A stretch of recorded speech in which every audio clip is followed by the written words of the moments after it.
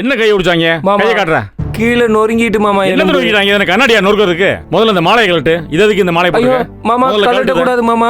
என்னது? மாமா அது தொங்க போடணும் மாமா. கழுத்துல கட்டணும். கையை மெதுவா நீட்டுறேன். மெதுவா அப்படி நீட்டு. வலிக்குது மாமா. வேணாம் நீட்டுறா கையை.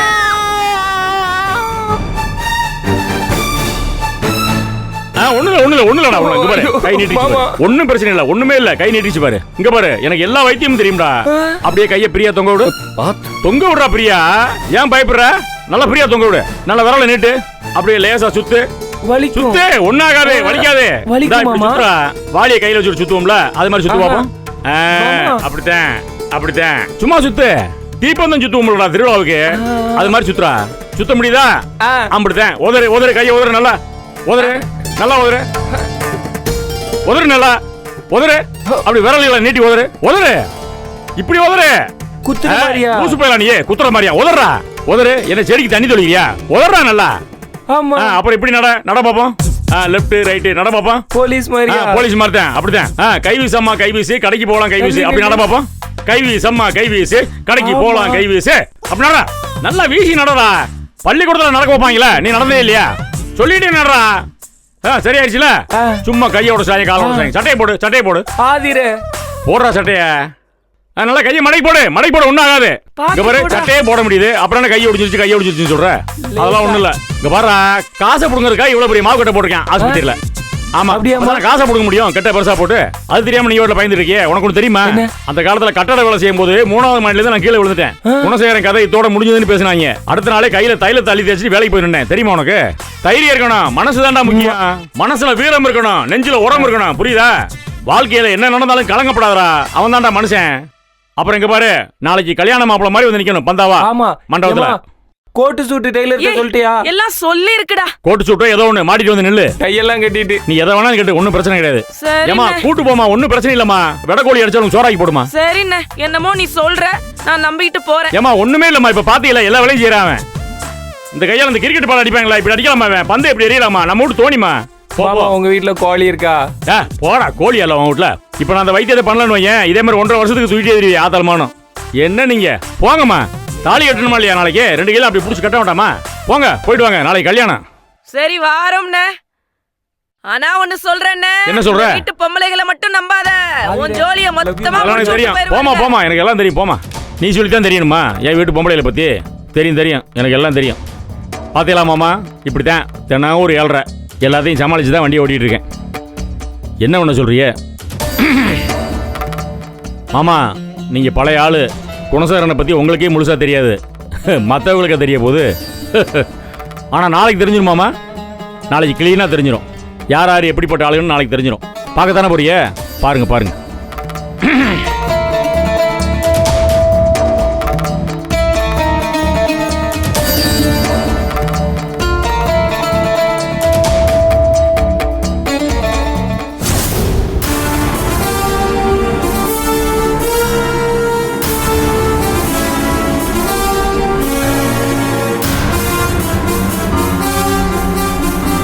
என்ன அரசு, ஆர் யூ பிளேயிங்? இவ்வளோ நாளாக தேடிட்டு இருக்கோம். இன்னைக்கு வரைக்கும் அவன் நம்ம கண்ணில் படல. அவங்ககிட்ட இருந்து எந்த தகவலும் வரல. இதுக்கு மேலே எதுக்கு வெயிட் பண்ண சொல்ற? அண்ணா, இதில் குணசேகரன் இன்வால்வ் ஆயிருக்கானா இல்லையான்னு கிளியராக தெரியணும்ல. நம்ம ஆளுங்களை விட்டு அருணை தேட சொன்னேன். ஆனால் அவன் கிடைக்கல. குணசேகரையும் கதிரையும் ஃபாலோ பண்ணிக்கிட்டு தான் இருக்கோம். ஆனால் அவங்களும் அருணை கடத்தின மாதிரி தெரியலையே. அந்த கோயில்கிட்ட வச்சு தான் கதிரையும் கரிகாலையும் பார்த்தேன். கடுப்பேத்துனானுங்க. கையை உடைச்சு விட்டோம்ல. இல்ல அரசு, இல்ல இது ஆரம்பத்துலேருந்து தப்பான ட்ராக்ல தான் போயிட்டு இருக்கு. அந்த பொண்ணுக்காக சாருபாலை யோசிச்சு தப்புன்னு நான் நினைக்கிறேன். அவ எதையோ யோசிச்சு ஆரம்பிச்சு விட்டதை உன் ஈகோவை நீ சாட்டிஸ்ஃபை பண்றதுக்காக அவங்கிட்ட போய் நீ சொத்தை கேட்டு அவன் அதை ஒரு பெரிய டிராமாவை மாத்தி இன்னைக்கு ஊரெல்லாம் நமக்கு கெட்ட பேர். சாருவை பத்தி என்ன பேசுறாங்கன்னு உனக்கு தெரியுமா? வரதட்சணைக்காக தான் இந்த கல்யாணத்துக்கு ஒத்துக்கிட்டா அப்படின்னு பேசுறாங்க. நாம எத்தனை பேருக்கு கணக்கு பார்க்காம உதவி பண்றவங்க. நாம போய் வரதட்சணை கேட்டோம்னு பேசினாங்கன்னா நமக்கு அசிங்கமா இல்லையா அரசு? சாரு ஒரு இண்டிபெண்டன்ட் உமன். அவளை தூண்டி விட்டு நாம போய் ஃபேக்டரி கேட்டோம்னு பேசிக்கிறாங்க. அஃப்கோர்ஸ் அடுத்தவங்க பேசுறதை பத்தி நான் கவலைப்படல. நம்மளை பத்தி நமக்கு தெரியும். ஆனா அந்த குணசேகரன் என்ன நினைச்சானோ அது நடந்துருச்சுல. இப்போ நம்மள மரியாதையா பார்த்தவங்க எல்லாம் இன்னைக்கு கேலியும் கிண்டலுமா பாக்குறாங்க. அதை நினைச்சுதான் எனக்கு வருத்தமா இருக்கு. அரசு, எனக்கு ஒண்ணு மட்டும் கிளியரா சொல்லு, அருண் சேஃபா இருக்கானா இல்லையா? தெரியல அண்ணே. Then no point of waiting. I will go to the police station. அண்ணே, ஒரு விஷயத்தை புரிஞ்சுக்கங்க. அருணை யாரும் கிட்னாப் பண்ணல. அவனை விருப்பப்பட்டு தான் எங்கேயோ போய் உட்கார்ந்துருக்கான். அப்ப அவனை விட்டுரு. அவனுக்கு என்ன பிடிச்சதோ அதை செஞ்சுட்டு போகட்டும். இல்லண்ணே, அவன் பண்றது தப்புன்னு தெரியாம அவன் பண்ணிட்டு இருக்கான். அந்த குணசேகரன் நீங்க போட்ட பிச்சையில வளர்ந்தவன். அவன் நம்மளை வச்சு விளையாடுறான். அவனுக்கு ஒரு லெசன் கற்றுக் கொடுக்கணும்னு தான் நான் இதுல இறங்கினேன். ஆனா அருண் யார் பேச்சோ கேட்டுக்கிட்டு நமக்கு தெரியாம எங்கேயோ போய் ஒளிஞ்சுக்கிட்டு இருக்கான். அதான் எனக்கு புரியல. இதை பாரு அரசு, இந்த புரியல தெரியலன்னு சொல்லிட்டு எவ்வளவு நாள் உட்காந்துக்கிட்டு இருக்கிறது? அண்ணா, give me little more time. நான் கண்டுபிடிக்கிறேன். நான் அருணை கொண்டு வந்து நிப்பாட்டுறேன். அந்த குணசேகரன் வெளியில ஏதோ கல்யாணம் நடத்துற மாதிரி காமிச்சுக்கிட்டு உள்ளுக்குள்ள வேற ஏதோ பிளான் பண்ணிட்டு இருக்கான்னு தோணுது. அது என்னன்னு கிளியரா புரிஞ்சுக்கிட்டு நான் நம்ம தம்பி அருணை பத்திரமா கூட்டிட்டு வரேன். ஐ ப்ராமிஸ் அண்ணே. அரசு, இதுக்கு மேலே இதை பெருசா இழுத்துட்டு போய் நம்மளை இன்னும் அசிங்கப்படுத்திடாத. போதும், we had enough of this. அரசு, நீ அருணை மட்டும் கண்டுபிடிச்சு கூப்பிட்டு அது போதும். I will give you just 2 days time. Just 2 days. அதுக்கு மேலேயும் லேட் ஆயிடுச்சுன்னா நான் போலீஸ் கிட்ட போயிடுவேன். அண்ணே, you don't have to do all that. You've given me enough time. 2 daysல நான் கூட்டு வரேன். I shall leave.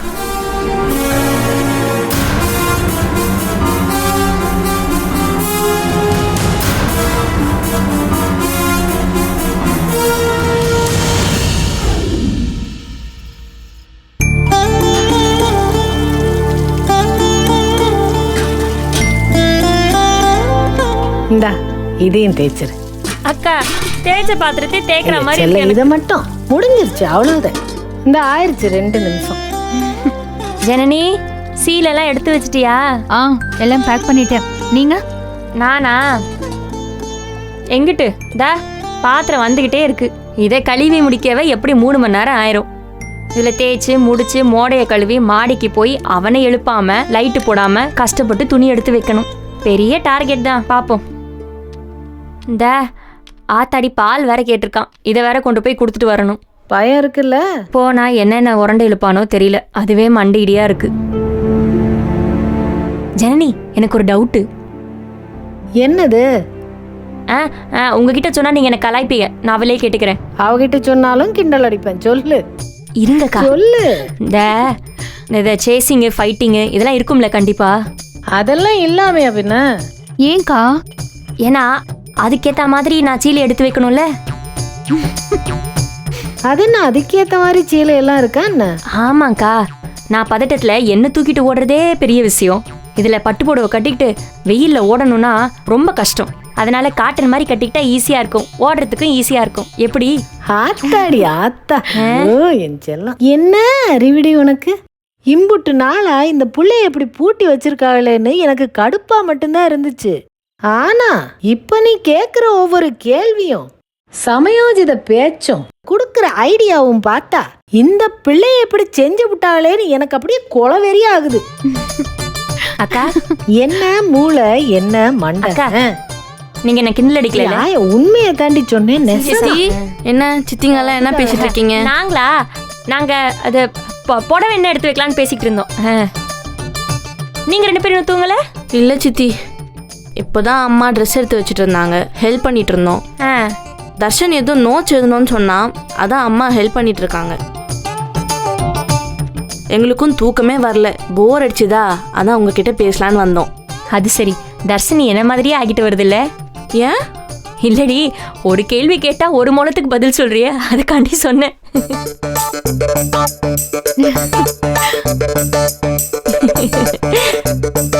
சரி சரி, மூஞ்சி தூக்கி வச்சுக்காத, சும்மா சொன்னேன். ஏமா, கல்யாணம்ன்றது எவ்வளவு சந்தோஷமான விஷயம். என் கிளாஸ்மேட் சரண்யாவோட அக்கா இருக்காங்கல்ல, இப்பதான் 1 வீக் முன்னாடி கல்யாணம் ஆச்சு.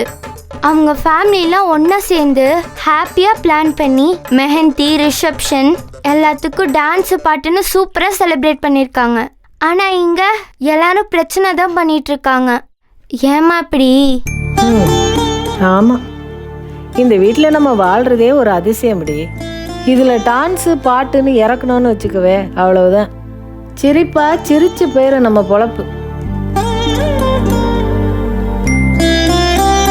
இவங்கெல்லாம் ஆதி மனிதனோட வாழ்ந்துக்கு இருக்கிற குரூப்பு. ஐயாக்கா, ஆதி மனிதெல்லாம் நெருப்பை வச்சு சுத்தி டான்ஸ் ஆடி பாட்டு பாடி என்டர்டெயின்மெண்ட்டோட வாழ்ந்தான் கேள்விப்பட்டிருக்கேன். இதுங்கெல்லாம் அதை விட பழசு. கரெக்ட். ஏண்டி, உன் சித்தி சித்தப்பா கல்யாணத்துல நீ பாத்தியே இல்லையா? இந்த பிள்ளைங்க ஆடிட்டு வந்ததுக்கு உங்க பெரியப்பா என்ன பேச்சு பேசினாரு, என்ன ஆச்சு நினைவில்ல? அதுதான். ஃபர்ஸ்ட் ஆஃப் ஆல் ஆதிராத்திக்கு இந்த கல்யாணத்தில் இஷ்டமே இல்லை. அப்புறம் எப்படி கல்யாணம் பண்ணுறாங்க சித்தி? உனக்கு தெரியுது. அந்த கரிகாலனை முதல்ல பார்த்ததே இவளுக்காண்டி தான். அழுதுட்டு நின்னதெல்லாம் மறந்துருச்சா? ஏன் சித்தி, எங்களுக்கும் இப்படி தான் கல்யாணம் பண்ணி வைப்பீங்களா? இப்போவே சொல்லிடுறேன் சித்தி, கரிகாலன் மாதிரி ஒரு மாப்பிள்ளையை கூப்பிட்டு வந்தால் நான் சும்மா இருக்க மாட்டேன் சித்தி. கண்டிப்பாக ஃபைட் பண்ணுவேன், இல்லை வீட்டை விட்டு ஓடிடுவேன் சித்தி. ஆமாம், அவனுக்குலாம் அறிவே இருக்காதா சித்தி? எந்த பொண்ணை கட்டிக்கனாலும் ஓகேன்னு சொல்லிடுவானா? இதான் நம்ம ஊர்ல இருக்கிற பெரும்பாலான குடும்பத்துல நடக்குது. நம்மள கட்டிக்க போறவங்க விருப்பத்தை தாண்டி பல ஃபேக்டர்ஸ் ஒரு கல்யாணத்தை டிசைட் பண்ணுது. முதல்ல ஜாதகம், அதுக்கப்புறம் ஃபேமிலி. பொண்ணோட அப்பாவுக்கும் பையனோட அப்பாவுக்கும் கெமிஸ்ட்ரி ஒத்து போகணும், அப்புறம் அம்மாக்களுக்கு பிடிச்சிருக்கணும், அப்புறம் இந்த வீட்டுல இருக்கிற அண்ணன் தங்கச்சிங்களுக்கு அந்த வீட்டுல இருக்கிற அண்ணன் தங்கச்சிங்களை பிடிக்கணும், இந்த வீட்டுல இருக்கிற நாய்க்குட்டிங்களுக்கு அந்த வீட்டுல இருக்கிற நாய்க்குட்டிங்களை பிடிக்கணும். இந்த ஸ்டேஜ் எல்லாம் தாண்டினாதான் பொண்ணு மாப்பிள்ளை மீட்டிங்கே நடக்கும். கேட்டா கலாச்சாரம் பண்பாடுன்னு சொல்லுவாங்க. சரிதான். அப்படி ஒரு டீலிங்ல சிக்கி சின்ன பண்ணமாய் தான் இங்க வந்து பாத்திரம் விளக்கிட்டு இருக்கேன். நீங்கெல்லாம் பேசாம லவ் மேரேஜ் பண்ணிருங்கடி, பெட்ரு. அப்ப மட்டும் விட்டுருவாங்க. கௌரவத்தை அப்படியே கையில பிடிச்சிக்கு தேடி வந்து வெட்டுவாங்க. லவ் பண்ணிவிட்டாலும் அதெல்லாம் உங்க ஜெனரேஷனோட முடிஞ்சிடணும்க்கா. முடியணும். இவங்களெல்லாம் பயமுறுத்தாம அவங்க லைஃப் அவங்க வாழணும். தர்ஷினி, ஐஸ்வர்யா, முதல்ல நம்ம சொந்த கால்ல நிக்க ஸ்ட்ராங்கான ஒரு பேஸ உருவாக்கிட்டு அதுக்கப்புறம் நம்ம கேட்ட நேர்மையான ஆளா செலக்ட் பண்ணிட்டா யாருக்கும் எதுக்கும் பயப்பட வேண்டிய அவசியமே இல்ல. நம்ம கிட்ட இருக்கிற நேர்மையே மத்தவங்கள பயப்பட வைக்கும். நீங்க முதல்ல படிங்க, நல்லா படிச்சு பெரிய ஆளா வாங்க. உங்க கூட நாங்க எல்லாம் நிப்போம். புரியுதா? சரி, நான் போறேன். வாடா, ட்ரெஸ் எல்லாம் எடுத்து வச்சுட்டு சீக்கிரம் உறங்குற வழியை பார்ப்போம். காலையில எந்திரிக்கணும்ல. இந்த பாலை வச்சிருக்காயா, மூடி வச்சாடுறேன், எடுத்துக்க. போ, வா வா தர்ஷினி. இந்த வயசுல அதுங்க நல்லா சிரிச்சு பேசி ஜாலியா இருக்கணும். பெரிய பெரிய விஷயம்லாம் யோசிச்சு மண்டையை உடச்சிக்குதுங்க. இந்த வீட்டுல பிறந்த சாபம். இதை கொண்டு போய் கொடுத்துட்டு வந்துடுறேன். அவனை ஆஃப் பண்ணாதான் எனக்கு வேலையாகும்.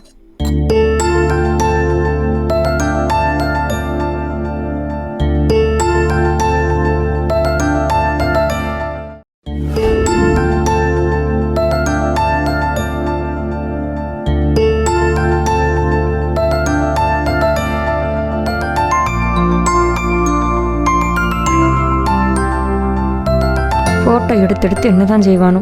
ஏய் நில்றி. யார சொல்றீங்க? யாரையா? உன்னத்தான். எனக்கு பேர் இருக்கு, நந்தினி. இத்தனை நாள் அப்படித்தானே கூப்பிட்டு இருந்தேன். இத்தனை நாள் ஒருத்தங்களை இப்படி கூப்பிட்டு இருக்கோன்றதுக்காக இனிமேலும் அப்படி கூப்பிடணும்னு அவசியம் இல்லையே. எங்க அப்பா அம்மா எனக்கு பேர் வச்சிருக்காங்க. பெரிய பேரு நந்தினி. வெறும் நந்தினி இல்ல, நந்தினி பிடெக், டெக்ஸ்டைல் இன்ஜினியர். வாழ்க்கையில் நோ சொல்ல கற்றுக்கல. எஸ்ன்னு தலையாட்டி வச்சதுனால என் வாழ்க்கை இப்படி தொங்கி போய் கிடக்கு. உங்களை மாதிரி அறிவிலாம் ஏய் ஓய்னு கூப்பிடுறத கேட்க வேண்டியதாக இருக்கு. இது அறிவிலினா? அறிவிலினா புத்திசாலின்னு அர்த்தம். என்ன இங்கிலீஷா? இங்கிலீஷா? சுத்தம். தமிழ் தெரியாது, இங்கிலீஷ் தெரியாது, வரலாறு தெரியாது, புவியியல் தெரியாது, அறிவியல் தெரியாது, கணக்கு தெரியாது, ஒன்றும் தெரியாது. ஆனால் நீங்கள்லாம் வசதியாக வாழ்வீங்க. கேட்டா கம்பெனி முதலாளின்னு பேரு. நாங்க இவ்ளோ படிச்சுட்டு அடுப்படியில கடந்து அடிமையா கிடக்குறோம். ஏதாவது கேட்டா ஐயோ நீங்க தான் இந்த வீட்டுக்கே மகாலட்சுமின்னு கதை விட வேண்டியது. ஆமா, நானும் கொஞ்ச நாளா பார்த்துட்டு இருக்கேன். என்ன பேச்சு ரொம்ப ஓவரா போகுது? என்ன வாங்கி ரொம்ப நாள் ஆச்சுங்கிறனாலயோ? இனிமே நீங்க என்ன அடிக்க அனுமதி கிடையாது. ஒரு புருஷன் தான் அந்த குடும்பத்துக்கே உயர்ந்தவன். ஆண் தான் பெரிய ஆளு. பொண்டாட்டிங்கிறவ காலடியில் உட்காந்து அவனுக்கு வேண்டியதெல்லாம் செய்யணும், பணிவிட. அதுவும் இல்லாம இதைத்தான் மதங்கள் எல்லாம் சொல்லியிருக்குன்னு என் ஃப்ரெண்டு ஒருத்தன் சொன்னா. அது கூட யாரோ சொல்லி தான் தெரிஞ்சிருக்கீங்க, நீங்களா படிச்சு தெரிஞ்சுக்கல. சரி பரவாயில்ல, ஆனா அது உண்மைதான். பெரும்பாலும் பெரிய மதங்கள் இருக்க கடவுள் எல்லாம் ஆண்கள், அதோட கோட்பாடு எழுதின எல்லாருமே ஆண்கள். வேற எப்படி எழுதுவாங்க? இப்படிதான் எழுதுவாங்க மிஸ்டர் கதிர்வேல். ஏய், என்ன பேர்லாம் சொல்லிக்கிட்டு இருக்க? வாடா போடான்னா நல்லா இருக்காதுல்ல. ஏய், என்ன அதை வேற சொல்லுவியா? என்னங்க நீங்க வாடி போடி ஏய் ஓய்ங்கிறது உரிமை, அதே பொண்டாட்டி திரும்ப பேரை சொல்லி கூப்பிட்டா கூட அது மரியாதை குறைவா? என்ன லாஜிக்னே புரியலையே. எப்பா ஆளை விடுங்க, நான் போறேன். ஆனா இவ்ளோ நேரம் என்ன பேச விட்டீங்கல்ல, அந்த அனுமதிக்கு மிக்க நன்றி. நான் வருகிறேன். ஏய் இருடி, நான் இப்ப பேச வந்ததே நீ இன்னும் கேட்கல. என்னது? அது இல்லடி, இந்த வீட்டுக்கு மருமகளா நீங்க ஒரு 4 பேர் இருக்கீங்கல்ல, அது இல்லாம எங்க அம்மா, என் தங்கச்சி, உங்க யாருக்குமே பிடிக்காத ஒரு கல்யாணம் நடக்க போகுது. ஆனா எதுவுமே காட்டாம அமைதியா இருக்கீங்களே. அப்புறம் இந்த ஆதரவு வேற எல்லாத்துக்கும் ஒத்து போறா. அன்னைக்கு பாரு, இந்த எஸ்கேர் வீட்டில் போய் இருந்துக்கிட்டு அவன் காலை பிடிச்சிக்கிட்டு அந்த வீட்டில் தான் இருப்பேன்னு கதறா. அதுக்கப்புறம் என்னடானா அந்த ஜனனி வந்து தனியாக கூப்பிட்டு போய் பேசுகிறா. அப்புறம் தானாகவே கரிகாலனோட கல்யாணத்துக்கும் ஒத்துக்கிறா. எனக்கு அப்போவே டவுட் இருந்துச்சு, அந்த ஜனனி வந்து தனியாக கூப்பிட்டு போய் பேசுகிறா. அப்புறம் தானாகவே கரிகாலனோட கல்யாணத்துக்கும் ஒத்துக்கிறா. எனக்கு அப்போவே டவுட் இருந்துச்சு. ஏய் என்ன பாரு, இல்லை ஏதோ உள்குத்து இருக்குல்ல? உள்குத்தும் இல்லை வெளிக்குத்தும் இல்லை, நாங்களாம் செவனேன்னு இருக்கோம். சும்மா வந்து எங்களே கேட்டுட்டு இருந்தா நாங்கள் என்ன செய்யறது? நீங்களாம் செவனேன்னு இருக்கிற மாதிரியே தெரியலையே. வேற எப்படி தெரியுது? ஏதோ நடக்குது, ஆனால் என்னன்னு தான் சரியா வழங்கல. நீங்க சொல்ற மாதிரி நாங்கெல்லாம் பொம்பளை ஆளுங்க, எங்களால என்ன செய்ய முடியும்? இல்லை இல்லை, இப்போல்லாம் அந்த வீட்டு பொம்பளைகளை பார்த்தாலே பயமா இருக்கு. இருக்கணும்ல? ஆமாங்க, பயம் இருக்கணும். இதைத்தான் நான் இவ்வளோ நாள் எதிர்பார்த்தேன் மிஸ்டர் கதிர்வேல். ஏய் என்ன வர வர ஓவரா பேசிட்டே போயிட்டு இருக்க? ஏய் பார்த்தல உடம்ப அப்படியே கை காலை தனித்தனியாக பிச்சு வீசிடுவேன். உன்னால என்ன பண்ண முடியும்? உங்களை மாதிரி இருந்தா இவ்வளோலாம் கஷ்டப்பட்டு வயலண்டாலாம் யோசிக்க வேணாம், கொஞ்சம் ஸ்மார்ட்டாக யோசிச்சா போதும். என்ன என்ன பண்ணுவ? ஒன்றும் இல்லைங்க, காலையிலேருந்து நைட்டு தூங்குற வரைக்கும் என் கையில தான் சாப்பிட்றீங்க, காப்பி தண்ணி குடிக்கிறீங்க. முடிக்கணும்னு நினைச்சா முடிச்சு விட்டுலாம். இது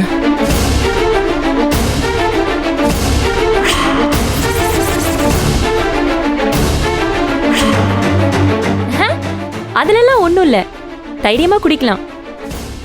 அப்படியே ஏதாவது செய்யணும்னாலும் நாளையில இருந்தா யோசிக்கணும். பாலை குடிச்சிட்டு உடம்பை இன்னும் கொஞ்சம் டெவலப் பண்ணுங்க.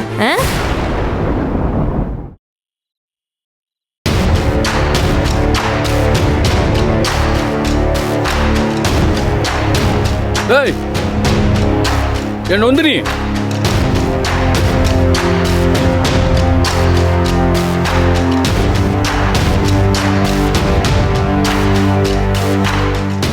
நம்பவே முடியாது. செஞ்சாலும் செய்வா, கொஞ்சம் ஜாக்கிரதையா இருக்கணும்.